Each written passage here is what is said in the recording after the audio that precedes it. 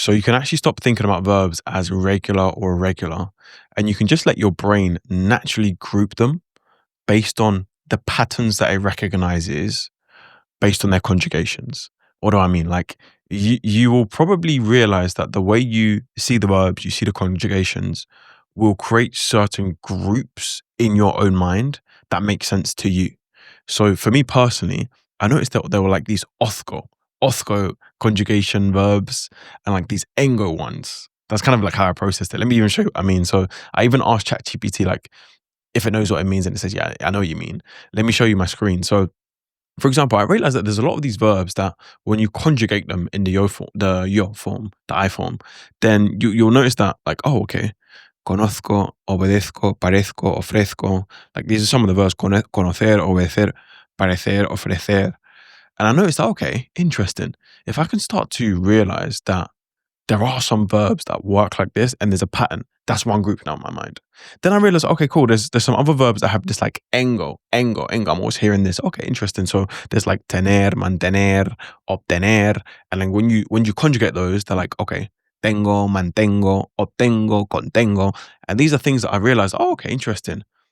If I can learn that overall pattern of that group, then when I have a verb that fits into that group, I can start to notice, oh, okay, they act in the same way. So I'm not thinking about, oh, this is irregular, this is regular. I'm thinking about, oh, this is one of those verbs that fits into the othko category, or this is one of the verbs that fits into the engo category. And that's kind of how I viewed it. Now, bear in mind, you're going to make your own kind of groups in your mind, and there's other ones. There's like traigo, or there's like yeah, there's verbs like traigo. There's verbs like even just like ver when it's like veo. There's things that happen like that, but you will notice that with enough time. And by the way, if you don't know who I am, my name is Jonathan. I started learning Spanish through immersion in 2021 in February times. Within 8 months, I reached conversational fluency. And you know what? Since then, I did a few interviews just explaining the process that I went through. Because at the time I set myself the goal that, okay, I want to be fluent in 8 months because my birthday was in November. And I said, okay, if I complete this, I'll do a trip to Spain and I'll just speak to people in Spanish. And I did. So I went to Madrid, I went to Barcelona, enjoyed myself. Then I also did a interview with Pablo from Dream in Spanish, who you might know. Big shout out to those guys, by the way, because they really helped me and very instrumental in my journey. But I even wanted to show you guys something, right? I wanted to show you something that I was doing before I came across all of this like comprehensible input kind of learning. I actually came across recently my old notebook for when I was trying to learn Spanish, like in the more traditional way. And these are some of the, you can see it's 2021. I had this notes of verbs.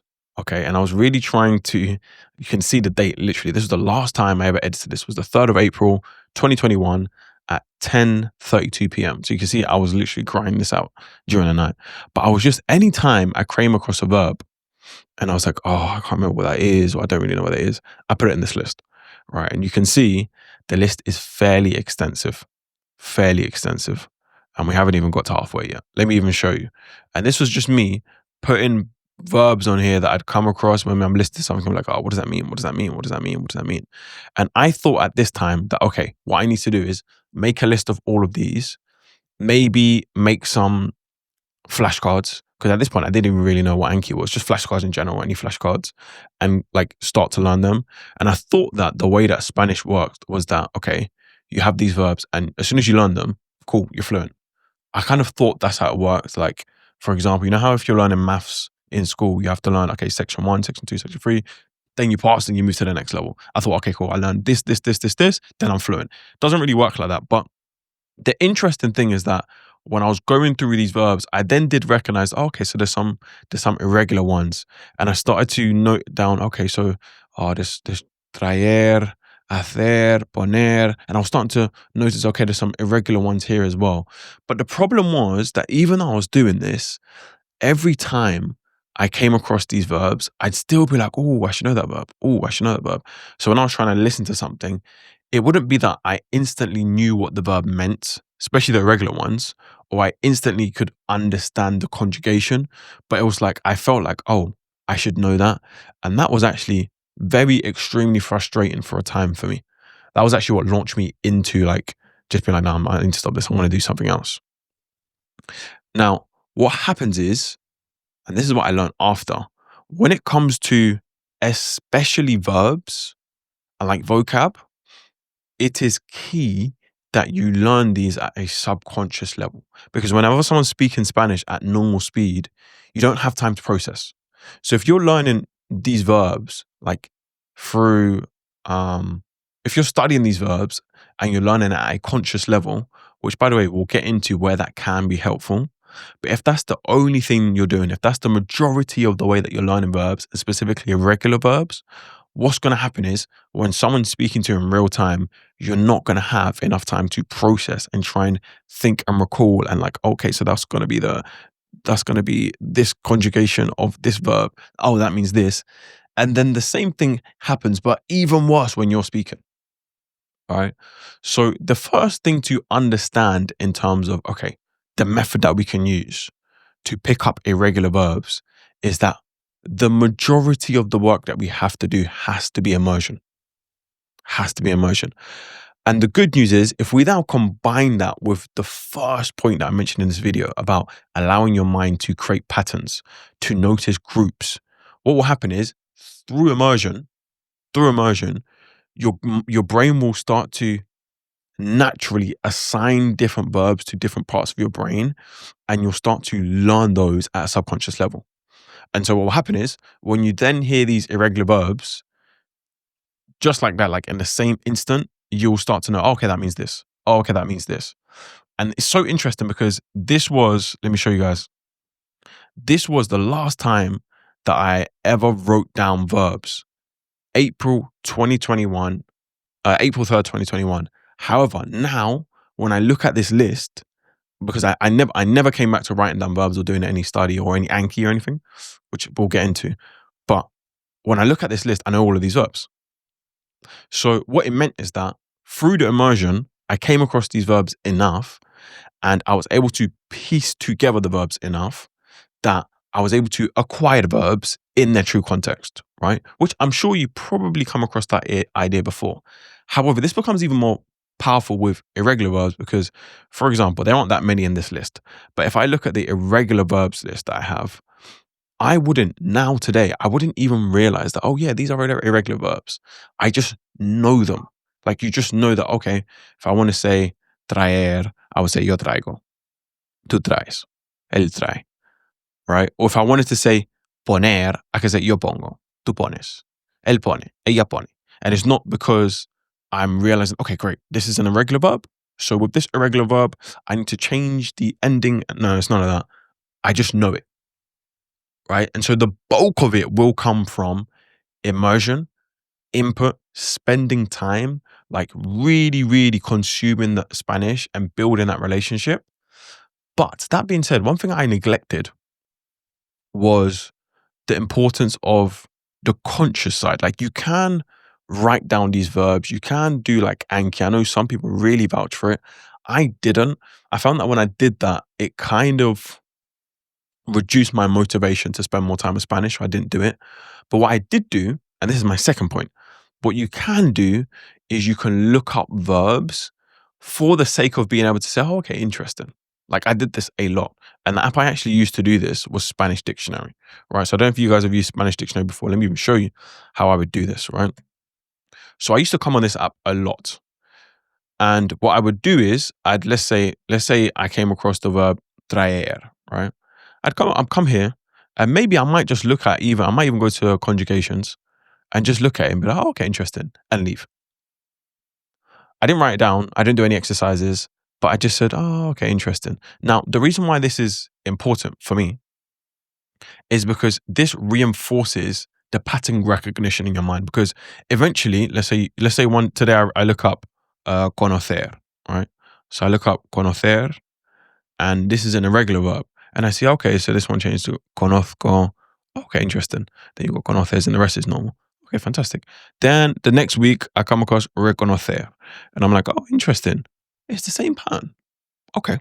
So now when I come across, for example, mantener, is it? No, that's different. That's a different pattern. When I come across, let me give an example. This is why I went on ChatGPT. So yeah, so for example, when I come to Okay, parecer. That's an excellent example. So when I come to parecer, I'm going to know, okay, parezco, because that was similar and I've already put that in the same group as those other two verbs, if that makes sense. I hope this is making sense, by the way, because this is something that no one really taught me um, consciously, but I just started to create these connections with time subconsciously. And I'm just really trying to think about, okay, how did I do this? And it happened because I still now have these groups in my mind. And I'm like, okay, that when I want to conjugate something, my mind knows, okay, that forms part of this group. This is how the conjugation works. Okay. So what I would do is to add with the immersion, which is kind of like the 80-20 rule, like 80% of the time you can just do immersion and you'll start to pick things up. Just like with the list, I didn't ever write down those verbs ever again, but now I know them. And then outside of that, what you can do is you can look up verbs and say, oh, okay, interesting, and go back to what you're doing. If you want to do your Anki stuff, you can. I can't really tell you to do that because I didn't do it myself, but I know I wouldn't speak against it, but I'd still say that should be the supplement to the main course. Like that should be the protein shake to just going to the gym and having your diet. If you just do the Anki, the studying side, it's kind of like saying, okay, I want to get in shape and I'm just taking protein shakes, but I don't go to the gym and I'm not following my diet. That's not how it works. Okay. Now, the next thing you can do, by the way, is allow yourself to make mistakes. Okay. And this is more so once you get to the point when you're speaking and you're trying to quickly conjugate in your mind. Obviously, a lot of this will come through immersion. In fact,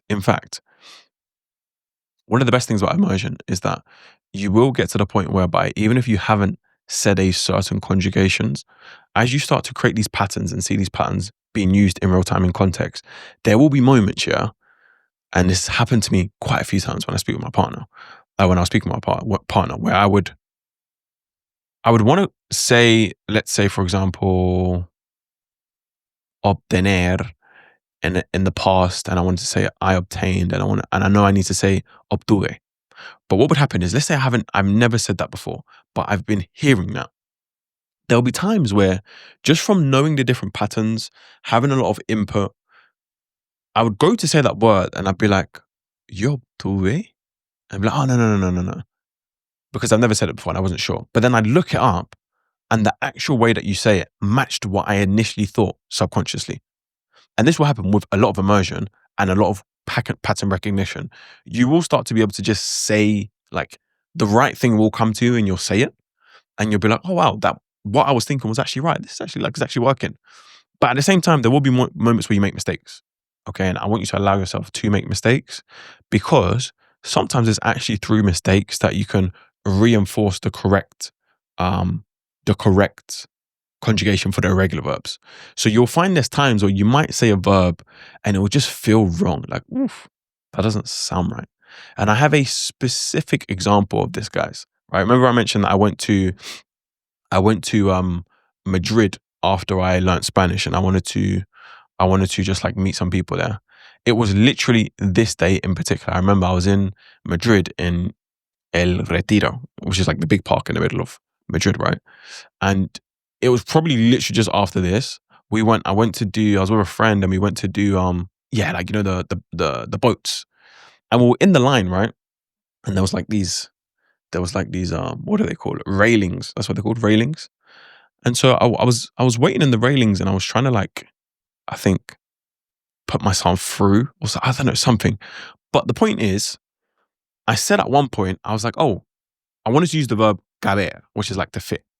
And I was like, oh, no cabo, which this is one, by the way, this verb here is one of those irregular verbs that are a bit tricky because there aren't other ones that fit into this mold. But I remember I was like, oh, no cabo. And as soon as I said it, I was like, oof, that sounds a bit weird. And the person I was with was like, no quepo. Now, here's the thing. I specifically remember that moment to this day. That was like maybe 3-4 years ago. 3 and a bit years ago, I specifically remember that moment. And for a time after that point, anytime I did want to use that verb, caber, it would come back to my mind like, oh, yo quepo, yo quepo. Because it was like a specific moment whereby I was like, oh, what am I saying? What is my point? Like, it's sometimes through mistakes that the we can call it embarrassment of making a mistake, or at least that wasn't correct.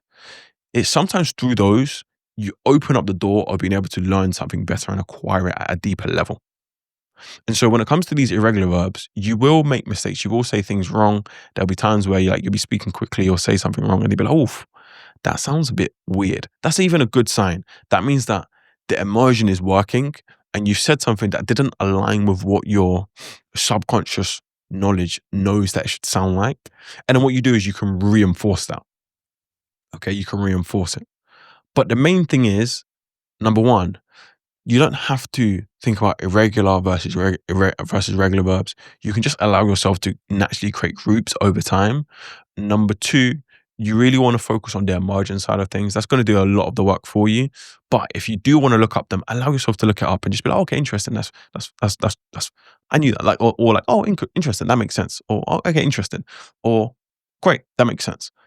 Number three is allowing yourself to make mistakes. And then the last one, which I missed. Oh no, that was number three. Yeah. So number one is allowing yourself to not think about regular versus regular. Number two is the immersion side of things. Number three is allowing yourself to look up things and say, okay, interesting. And then number four is also just saying, okay, great. Like I'm gonna make mistakes, but it's through the mistakes that I can improve. So that's the video for today. Hopefully that's helpful. If you have any questions, leave them below. If you have any topics that you want me to talk about, leave it below as well, and I might make like a whole video about the topic. And I'll see you in the next video.